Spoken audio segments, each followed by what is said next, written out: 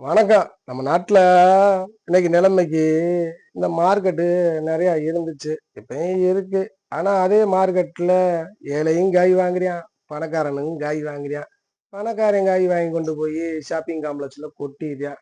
அத வாங்குறதுக்கு அந்த விஐபி வசிய பூரா அங்க தான் போறாய்ங்க. தர லோக்கல்ல மார்க்கெட்ல வாங்கி கீழ போடுறத, அத எடுத்து அத பிரிச்சு, அத ஏழைகளுக்கு பாதியா அடிச்சு விடுறாய்ங்க. அதையும் வாங்கிட்டு போறாய்ங்க. குறைஞ்ச பட்ஜெட்ல கிடைக்குதுன்னு. இன்னைக்கு மனுஷங்க இந்த மாதிரி ஏழைகளுக்கு என்னென்ன ப்ராஜெக்ட் இருக்கா அந்த ப்ராஜெக்ட பூரா பணக்காரன் இன்னைக்கு கேப்சர் பண்ணிடுறான். கேப்சர் பண்ணி அதை காம்ப்ளெக்ஸ்ல அடிச்சு இன்னைக்கு பெரிய அப்பார்ட்மெண்ட்டுங்க அவங்க உள்ளயே எல்லாமே கிடைக்குங்க. பெரிய மாலுங்க. அப்படி இப்படின்னு சொல்லி இன்னைக்கு பணத்தை சம்பாதிச்சுக்கிட்டு இருக்கான். இதனால ஏழைகளுக்கு இன்னைக்கு நிறைய பாதிப்புலாம் இருக்கு.